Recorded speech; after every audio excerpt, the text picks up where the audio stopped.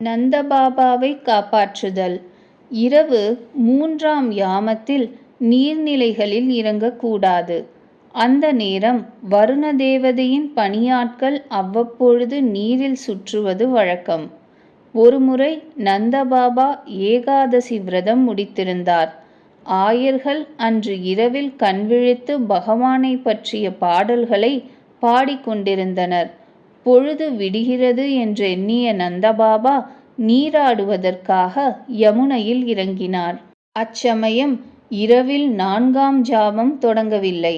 வருணதேவரின் பணியாளான யக்ஷன் ஒருவன் அங்கு யமுனை நீரில் சுற்றி வந்து கொண்டு இருந்தான். அவன் நந்தபாபாவை பிடித்து கொண்டு வருணதேவரின் லோகம் சென்றுவிட்டான். ஆயர்கள் நந்தபாபா யமுனையில் மூழ்கிவிட்டார் என்று கருதினார்கள். அவர்கள் கூச்சலிடவும் ஸ்ரீ கிருஷ்ண பகவானை அழைக்கவும் தொடங்கினார்கள். அவர்களுடைய அழைப்பை கேட்ட பகவான் ஸ்ரீ கிருஷ்ணன் ஓடி வந்து யமுனைக்குள் குதித்துவிட்டார். அவர் நேராக வருணலோகத்தை அடைந்தார். லோக பாலனான வருணன் பகவானை பூஜை செய்து உபச்சாரங்கள் செய்தார். தனது சேவகன் நந்தபாபாவை அறியாமல் பிடித்து கொண்டு வந்த குற்றத்தை மன்னிக்கும்படி வேண்டினார். பகவான் நந்தபாபாவை வருணலோகத்திலிருந்து அழைத்து கொண்டு யமுனை நீரிலிருந்து வெளியே வந்தார். நந்தபாபா வருணலோகத்தையும் வருணதேவன் கூறிய விஷயங்களையும் ஆயர்களிடம் முழுவதுமாக கூறி வியந்தார். இதை கேட்ட ஆயர்களுக்கு மிகுந்த வியப்பு உண்டாயிற்று.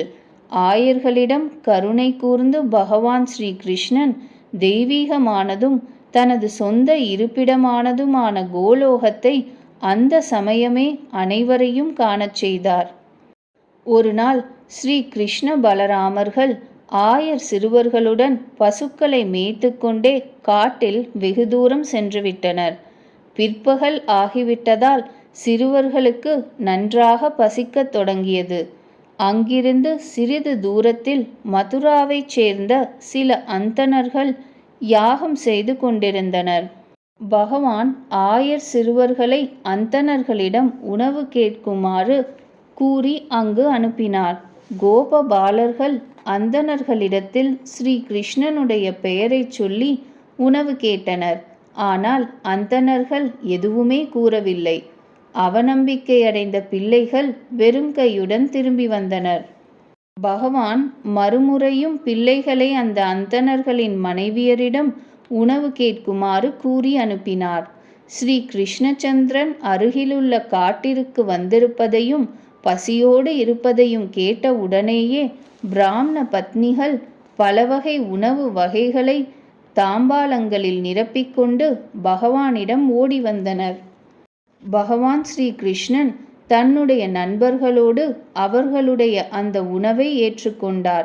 அந்தண மனைவியர் திரும்பி மறுபடி யாகம் நடைபெறும் இடத்திற்கு வந்ததும் அவர்களை தரிசித்ததால் அந்தணர்களின் பாவம் முழுவதும் நசித்துவிட்டது. அவர்களின் ஹிருதயமும் தூய்மையாகிவிட்டது.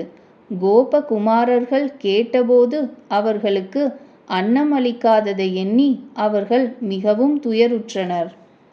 பகவானை அந்தணர்கள் தரிசிக்க விரும்பினாலும் கம்சனிடமிருந்த பயத்தால் அவர்களால் ஸ்ரீ கிருஷ்ணச்சந்திரனிடம் வர முடியவில்லை.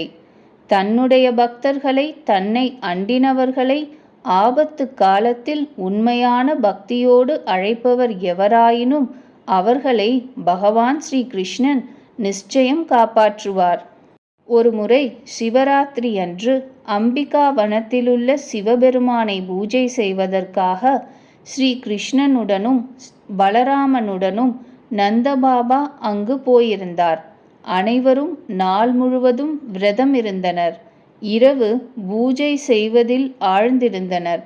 பூஜை முடிந்தபின் காட்டில் அந்த இடத்திலேயே ஆயர்கள் அனைவரும் தூங்கிவிட்டனர். காட்டிலிருந்து ஒரு மிகப்பெரிய மலைப்பாம்பு யாரும் அறியாதபடி ஊர்ந்து வந்துவிட்டது. நந்தபாபாவின் இரு கால்களையும் வாயில் கவ்விக்கொண்டு அவரை விழுங்கத் தொடங்கியது. நந்தபாபா கோபர்களை கூவி எழுப்பினார். ஆயர்கள் எரியும் கொல்லிக்கட்டையால் அந்த மலைப்பாம்பை அடித்தனர். ஆனால் எவ்வளவு அடித்த பொழுதும் அந்த மலைப்பாம்பு நந்தபாபாவை விழுங்குவதை நிறுத்தவில்லை.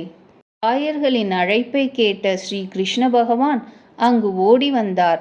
அவர் தனது பாதங்களால் மலைப்பாம்பை மிதித்தார்.